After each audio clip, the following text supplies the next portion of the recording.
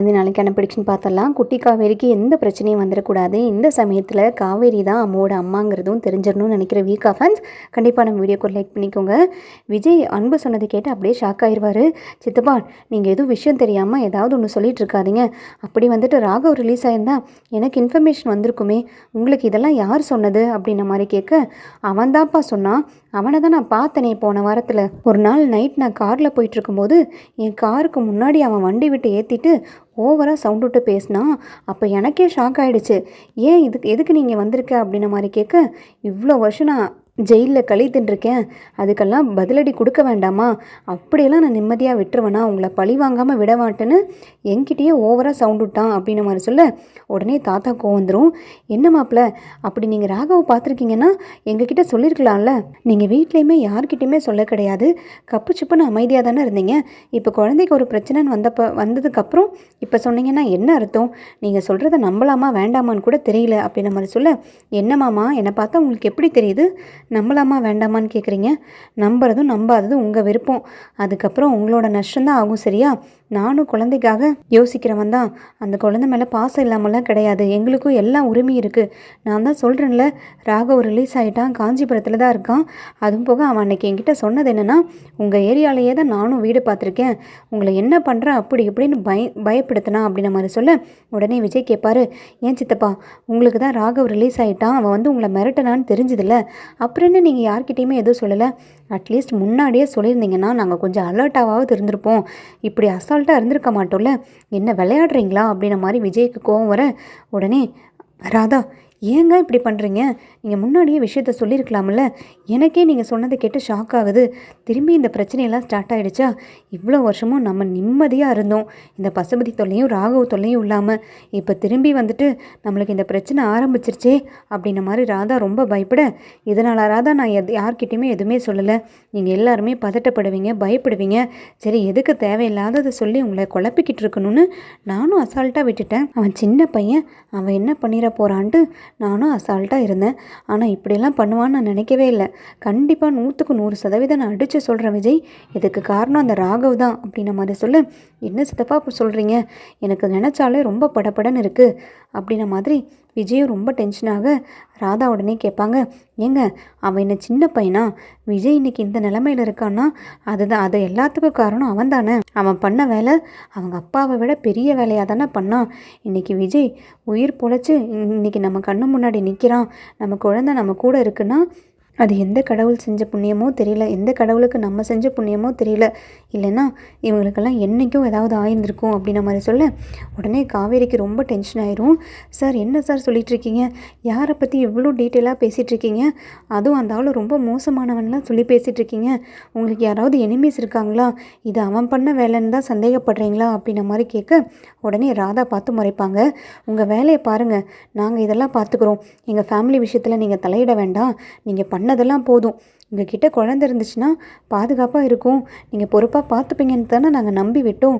இப்படி வந்துட்டு குழந்தைய உங்கள் வீட்டுக்கு கூட்டிகிட்டு போகாமல் இப்படி எங்கள் எதிரிங்க கிட்ட மாட்டி விட்றக்கு வேலை பார்த்து விட்ருக்கீங்க. இப்போ வேறு ரொம்ப அக்கறையாக யார் என்னன்னு வேறு விசாரிக்கிறீங்க. யார் என்னன்னு தெரிஞ்சு என்னம்மா பண்ணிட போகிற நீ அப்படின்ன மாதிரி கேட்க, உடனே விஜய், சித்தி என்ன சித்தி பேசிக்கிட்டு இருக்கீங்க? அவங்க நம்ம குழந்தையோட கிளாஸ் டீச்சர், கொஞ்சம் ரெஸ்பெக்டோடு பேசுங்க, இப்படிலாம் பேசாதீங்க. அவங்க என்ன பண்ணுவாங்க? அவங்க நான் வந்துட்டு குழந்தைய கூப்பிட்டு போவேன்னு நினச்சிட்டு அசால்ட்டாக இருந்திருப்பாங்க. அவங்களுக்கு என்ன தெரியுமா இந்த மாதிரிலாம் நடக்கும், நம்மளுக்கு இந்த மாதிரிலாம் எதிரிங்க இருக்காங்கன்னு அப்படின்ன மாதிரி சொல்ல, ஐயோ விஜய், இப்போ அதெல்லாம் இருக்கட்டும், இப்போ நீ குழந்தைய கூட்டிகிட்டு வரக்கு என்ன பண்ண போகிற? அம்மாவை நினச்சாலே எனக்கு கொலையெல்லாம் நடுங்குது. அவன் எங்கே இருக்காளோ என்ன பண்ணுவாளோ? பொட்டை புள்ள வேற, இப்படி எவனும் ஒருத்தன் எங்கேயோ கூட்டிகிட்டு போயிட்டான்னு வேற சொல்கிறேன். பொட்டை புள்ள வேற விஜய், எனக்கு அதை நினச்சாதான் ரொம்ப பயமாக இருக்குது.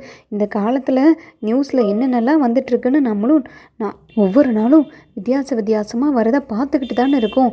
அதெல்லாம் பார்த்து கூட உனக்கு பயம் வரலையா அப்படின்ன மாதிரி சொல்ல, உடனே விஜய்க்கு அப்படியே கண்ணெல்லாம் கலங்கிரும். ஐயோ, இப்போ நான் என்ன பண்ணுறதுன்னு தெரியலையே. எனக்கு சுத்தமாக என் பொண்ணை வந்துட்டு கைக்குள்ளேயே வச்சு வளர்த்துனேன், இப்போ அவன் எங்கே இருக்கானே தெரியலையே. நைட்டு வேறு நேரம் ரொம்ப போய்கிட்டே இருக்குது. என்ன தாத்தா பண்ணுறது எனக்கு ஒன்றுமே புரியல. என் பிரெயின் கூட ஒழுங்காக ஒர்க் ஆக மாட்டேங்குது. இவ்வளோ நேரம் வரைக்கும் நான் ரொம்ப நம்பிக்கையாக இருந்தேன். மிஸ்கிட்ட கூட சொல்லிகிட்டு இருந்தேன், நம்ம பயப்பட வேண்டாம் மிஸ், காவேரிக்கு எதுவுமே ஆகாது, அவள் ரொம்ப சேஃபாக தான் இருப்பா, ஒன்றும் பிரச்சனை இல்லைன்னு அவ்வளோ நம்பிக்கையாக பேசிகிட்டு இருந்தேன். ஆனால் சித்தப்பா வந்துட்டு ராகவ் ரிலீஸ் ஆகிட்டான், இதெல்லாம் ராகவோட வேலையாக தான் இருக்கும்னு சொன்னதுக்கப்புறம் எனக்கு கையும் ஓட மாட்டேங்குது, காலும் ஓட மாட்டேங்குது.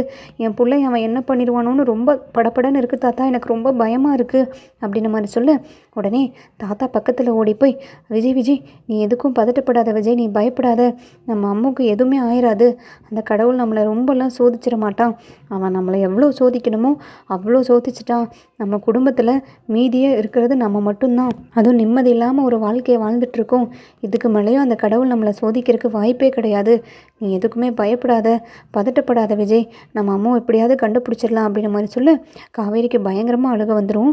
பயங்கரமாக அழுவாங்க. சார் சாரி சார், என்னால் தான் இது எல்லாமே, நான் வந்துட்டு குழந்தைய என் வீட்டுக்கு கூட்டிகிட்டு போயிருக்கணும், இதெல்லாம் இப்படி ஆகிடும்னு நான் நினச்சி கூட பார்க்கல சார், நீங்கள் எல்லோரும் சொல்கிறத கேட்டால் எனக்கு ரொம்ப பயமாக இருக்குது, அது யார் சார், அவனை போய் நம்ம மீட் பண்ண முடியுமா, அவனுக்கு ஏதாவது கான்டாக்ட் டீட்டெயில்ஸ் இருந்துச்சுன்னா நீங்களே கால் பண்ணி கேளுங்களேன், எனக்கு ரொம்ப பயமாக இருக்குது, என் உயிரை பணையம் வச்சாவது நான் எப்படியாவது நம்ம குழந்தைய கூட்டிகிட்டு வந்துடுறேன் அப்படின்ற மாதிரி சொல்ல, டக்குன்னு வந்துட்டு நம்ம குழந்தைன்னு காவேரி வாய் தவறி சொல்லிடுவாங்க. என்ன மிஸ் சொன்னீங்க இப்போ அப்படின்ன மாதிரி கேட்க, இல்லை சார் என் உயிரை பணையம் வச்சாவது நான் எப்படியாவது அம்மாவை கூட்டிகிட்டு வந்துடுறேன் அப்படின்னு சொன்னேன் அப்படின்ற மாதிரி சொல்லுவாங்க. இப்போ என்ன பண்ணுறதுன்னு தெரியல மிஸ் எனக்கும், நம்ம டைரெக்டாக போலீஸ்க்கு போகலாமா இல்லை வந்துட்டு நம்ம தேட ஆரம்பிக்கலாமான்னு ஒன்றுமே புரிய மாட்டேங்குது, ரொம்ப பதட்டமாக இருக்குது அப்படின்ன மாதிரி சொல்லிட்டு, ஒரே நிமிஷம் இருங்க நான் ரூமுக்கு போய் ஒரு முக்கியமான ஆள் கூட ஃபோன் பேசிட்டு வந்துடுறேன்னு சொல்லிட்டு விஜய் ரூமுக்கு போவார். ரூமுக்கு போயிட்டு நிவினுக்கு கால் பண்ணுவார்.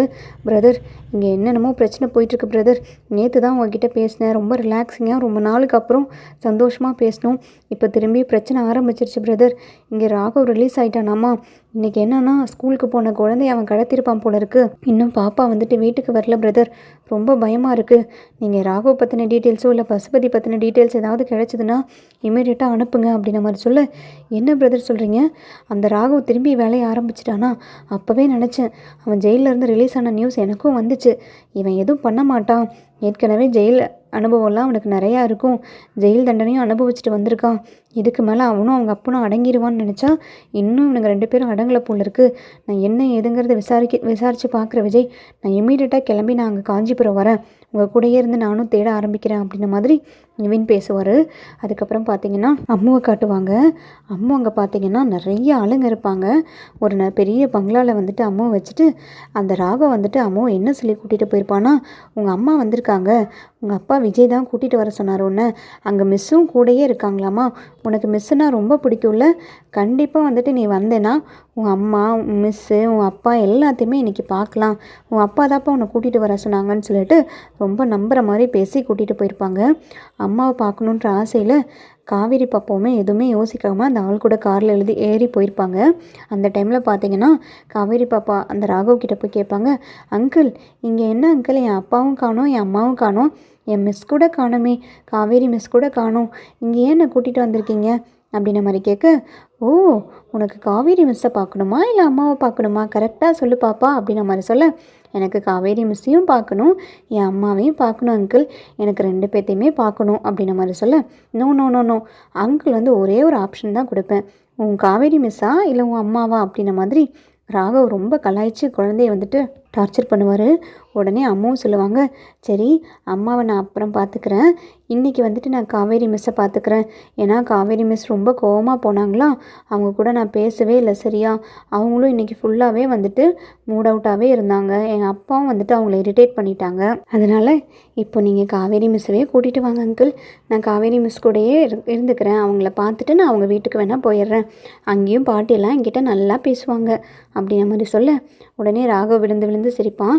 அந்த உடனே அம்முக்கிட்ட கேட்பாங்க, ஏன் அங்கிள் சிரிக்கிறீங்க, காவேரி மிஸ் வருவாங்களா மாட்டாங்களா, நீங்கள் ஏன் இங்கே என்னை கூட்டிகிட்டு வந்திருக்கீங்க, எனக்கு அப்பாட்ட போகணும், எனக்கு பயமாக இருக்குது, இங்கே இருக்க யாரையுமே எனக்கு தெரியாது, அப்பா ஏற்கனவே சொல்லியிருக்காரு, யார் கூப்பிட்டாலும் போகக்கூடாது, யார் எது கொடுத்தாலும் வாங்கக்கூடாதுன்னு, நீங்கள் எதுக்கு என்னை கூட்டிகிட்டு வந்தீங்க அப்படின்ன மாதிரி அழுக ஆரம்பிப்பாங்க.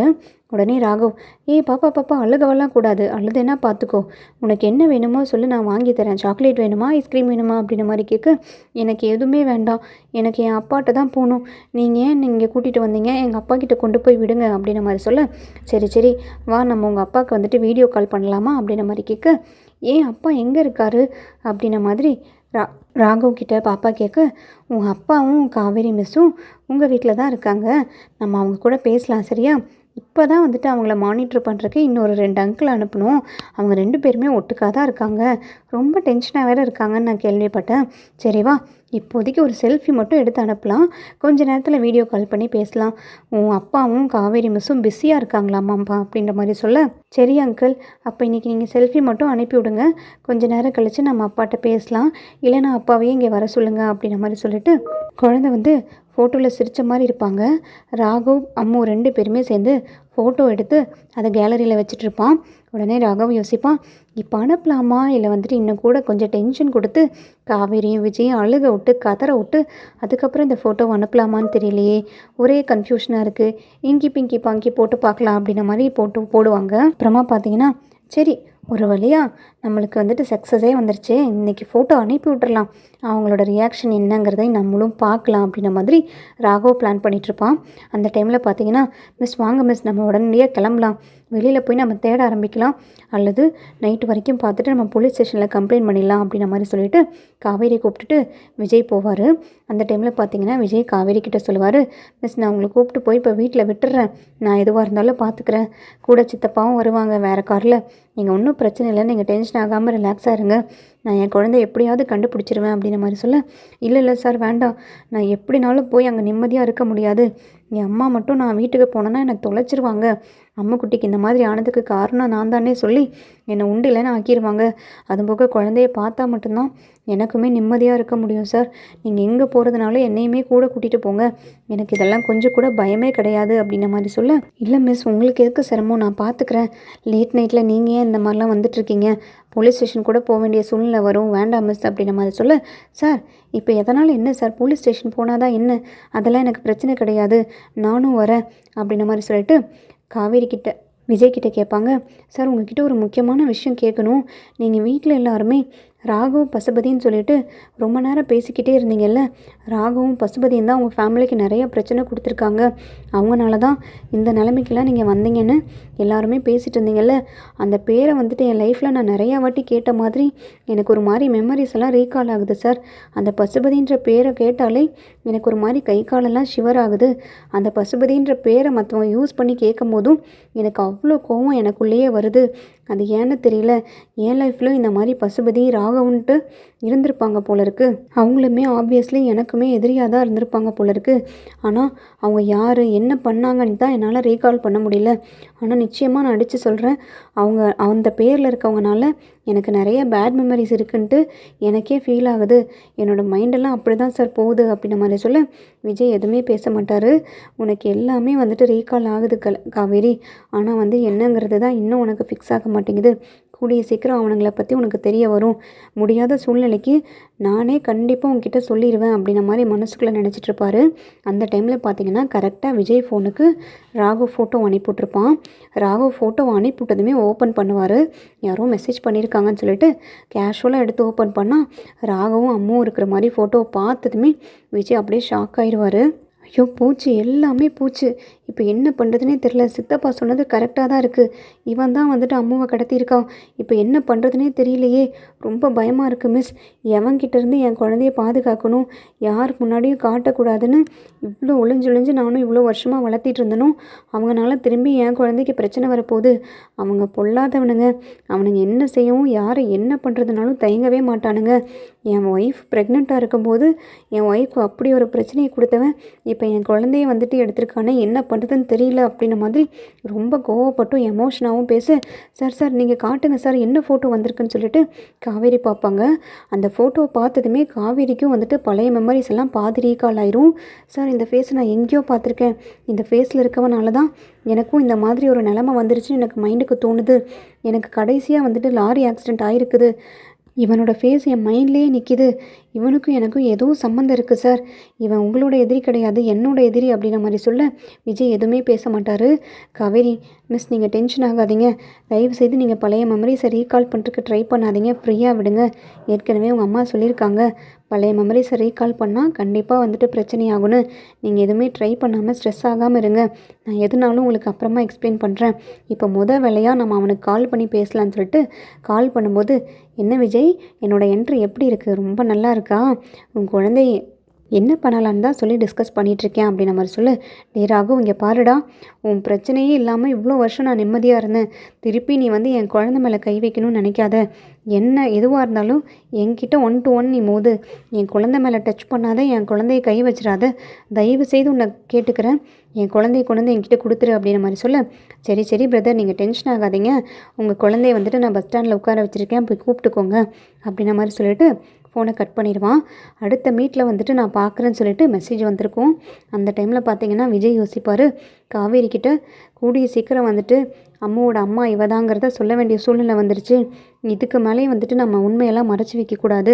பசுபதியும் ராகுவுக்கும் இவ்வளோ கொலவெறி இருக்கும்போது நம்ம இவகிட்ட எல்லாத்தையுமே சொன்னால் தான் கரெக்டாக இருக்கும். இதை சொன்னால் 100க்கு 100% காவேரிக்கு எல்லா ஞாபகமும் வரக்க சான்சஸ் இருக்குதுன்னு சொல்லிட்டு விஜய் டிசைட் பண்ணுவார்.